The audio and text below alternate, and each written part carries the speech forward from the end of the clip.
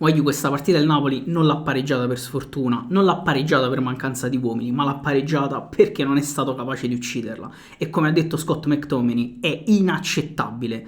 E se cercate alibi, queste analisi non fanno per voi.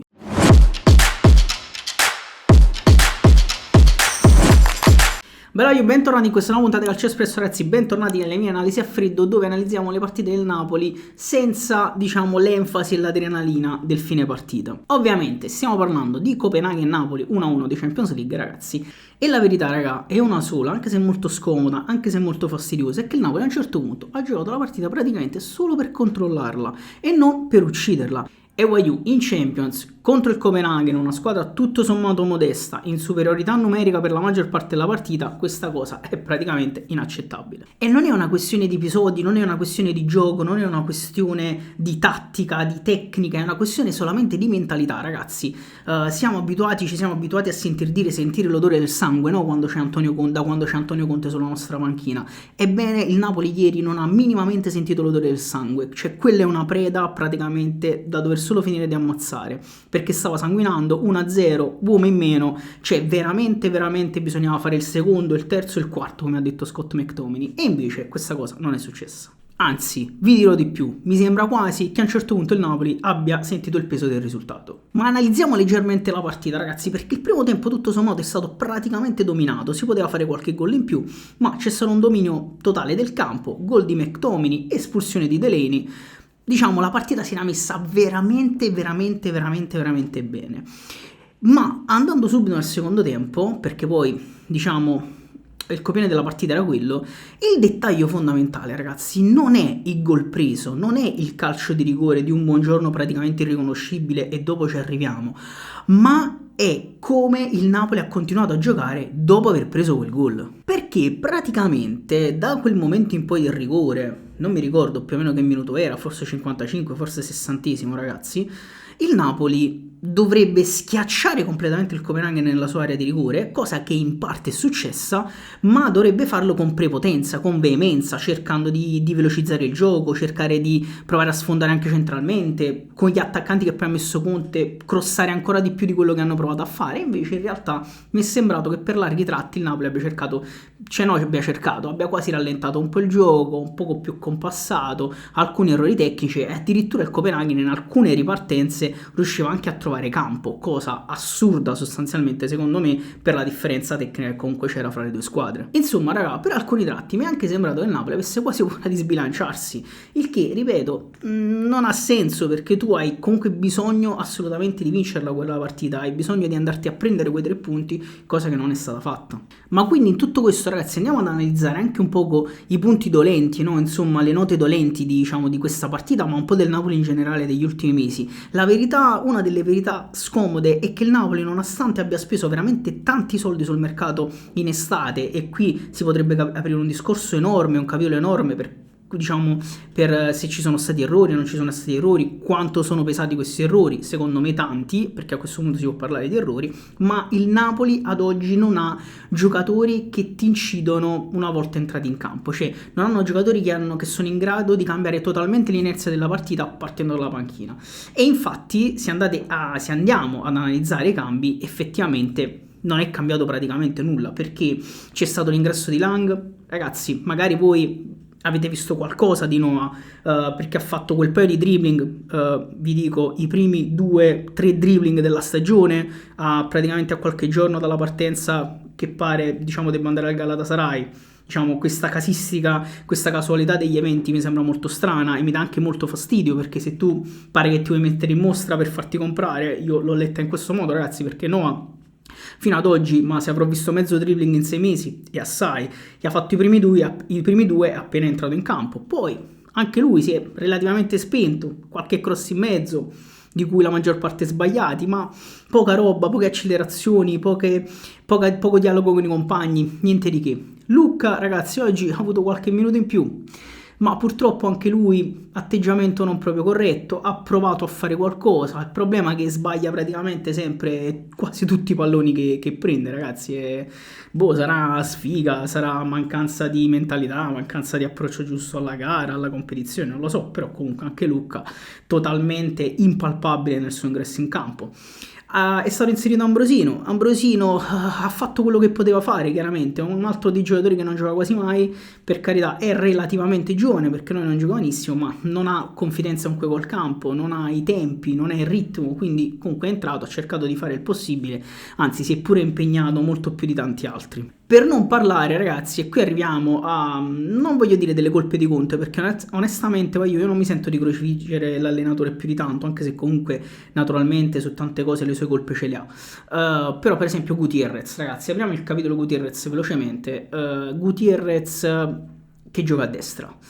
Onestamente è una mossa che ho capito ben poco, perché se fosse andata bene sarebbe stata una grande giocata, ma dato che purtroppo bene non è andata, è stata una mossa che, ripeto, non ho capito granché, perché comunque Gutierrez a destra, Gutierrez è solo mancino, praticamente ogni volta che arrivava la palla da Miguel l'azione rallentava totalmente e bisognava quasi ricominciare da capo, praticamente quasi sempre.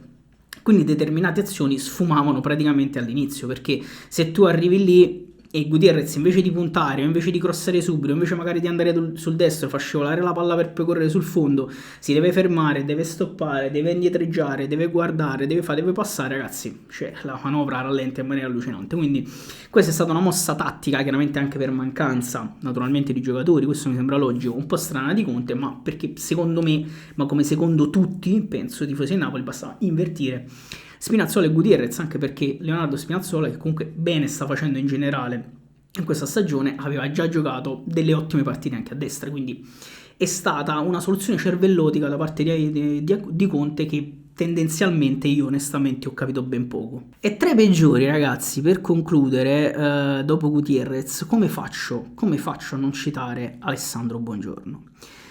È veramente complicato parlare di Buongiorno, un difensore che tendenzialmente ci aveva fatto totalmente innamorare con i suoi anticipi, con qualche cavalcata, con le sue chiusure fisiche, con le sue letture, insomma entrava sempre con i tempi giusti.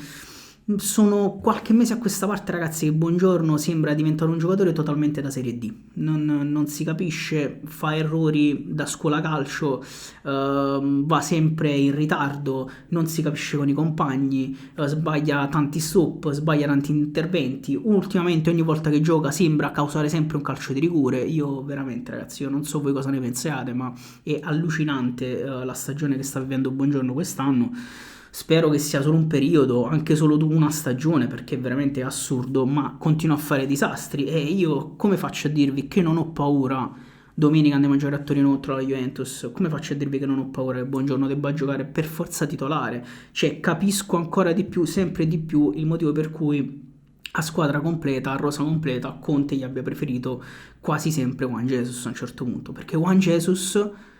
E torniamo anche sui migliori. Juan Jesus, altra prestazione comunque abbastanza di alto livello, tiene sempre la difesa, sempre pulito, sempre in un certo modo, ragazzi, ma Alessandro Buongiorno è veramente al momento un disastro totale. Per quanto riguarda, ragazzi, quelli che invece ci hanno fatto un pochino sorridere in questa serata, diciamo, europea, ancora una volta molto complicata, mettiamola così, molto brutta, in questa campagna europea che a tratti possiamo definire orrenda, sostanzialmente ci può stare perché il Napoli poteva fare molto di più. Naturalmente abbiamo McTominay,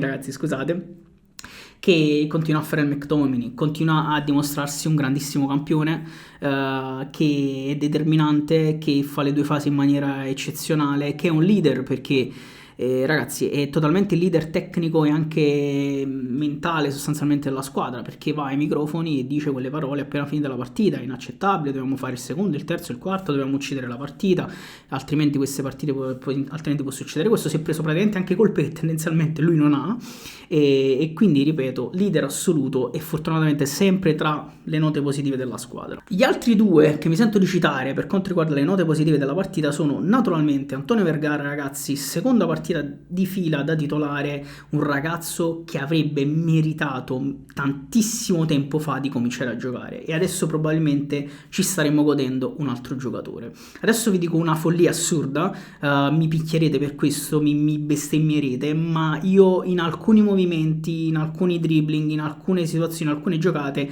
ho rivisto un pochino di Kvara. Voi direte, ma questo gli è venuto un ictus, andatevi a rivedere l'occasione uscita purtroppo a fil di palo del primo tempo, quando lui fa quella sterzata in aria col sinistro e prova a chiudere col destro, e ditemi se sto dicendo cazzate.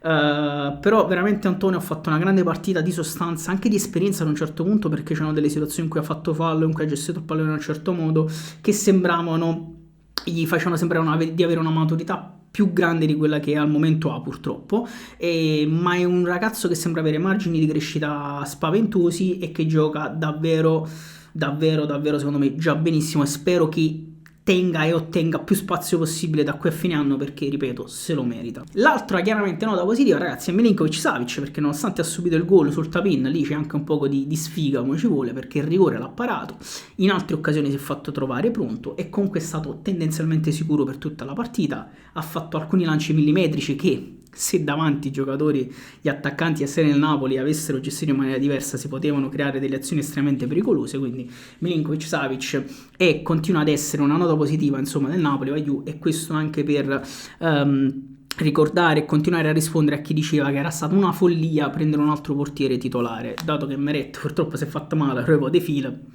Meno male, ragazzi, meno male che abbiamo comprato Milinkovic. Quindi, ragazzi, da tifoso totalmente, vi dico che io questa partita a un certo punto l'ho cominciata a vedere totalmente con l'ansia, ed è una cosa non proprio bellissima, perché mentre il primo tempo ero relativamente tranquillo, vedevo una squadra comunque dominante, un Copenaghen che stava combinando poco e niente, espulsione, vantaggio, ho detto ok, la partita si è messa bene, si è messa relativamente in discesa. Nel secondo tempo a un certo punto, ragazzi, ho visto la stanchezza che arrivava, ho visto una gestione della palla che cominciava ad essere un po' più macchinosa, un Copenaghen prendere campo con 10 uomini contro 11, ho detto ma cazzo sta succedendo, e onestamente l'ho vissuta un po' con l'ansia, l'ho vissuta addirittura, ragazzi, vi dico la verità, con l'ansia addirittura di perderla a un certo punto, perché vedevo che il Napoli non riusciva ad incidere davanti e vedevo che invece il Copenaghen ripartiva forte e che, insomma, un paio di situazioni per provare a farci del male le ha avute. Quindi veramente è stata, cioè la visione e il vivere la partita è stato veramente complicato a un certo punto contro una squadra sostanzialmente modesta, ragazzi. Insomma, sembra veramente che ultimamente ogni partita pesi come un macigno su determinati giocatori. E adesso andiamo ad introdurre, ragazzi, per la prima volta i 3 indici che ho inventato, che ho creato per voi per quanto riguarda queste analisi al freddo di Calcio Espresso, e che sono la fame, il coraggio e se è stata o meno una partita da Napoli. L'indice di fame è stato sostanzialmente medio, perché la fame c'è stata, ma ci sta come al solito solo a tratti. C'è stata nel primo tempo, nel secondo tempo la fame è quasi sparita, come ripeto ci ha detto Scott, e quindi l'indice di fame non può essere che medio. L'indice di coraggio, ragazzi, è stato secondo me bassissimo, una squadra che ha cercato di controllare troppo, veramente troppa poca ferocia nell'andare ad attaccare, ad uccidere la partita, quindi veramente poco coraggio. In tutto ciò, ragazzi, è stata una partita da Napoli? Assolutamente no, ragazzi, perché un Napoli in un altro momento questa partita probabilmente l'avrebbe uccisa, o quantomeno non avrebbe assolutamente subito gol. Raga, questa è stata la mia analisi a freddo, senza urla e senza alibi. E ora naturalmente la situazione è chiara per la Champions, ragazzi. Serve un assoluto miracolo contro il Chelsea, e non solo, perché serve il miracolo in casa contro il Chelsea, cioè bisogna vincere e bisogna anche sperare che alcuni risultati ci vadano a favore. Ma per fare questo in ogni caso servono coraggio, fame e personalità, che contro il Copenaghen abbiamo visto poco. E ora voglio proprio sapere una cosa da voi, ma avete visto una squadra sfortunata o una squadra che non ci ha creduto abbastanza? Ragazzi, scrivetemi nei commenti se la pensate come me, perché ricordatevi che in queste analisi non si difende a prescindere, ma si ama sempre e comunque il Napoli, ma nella maniera più onesta possibile. Ci vediamo alla prossima puntata di Analisi a Freddo.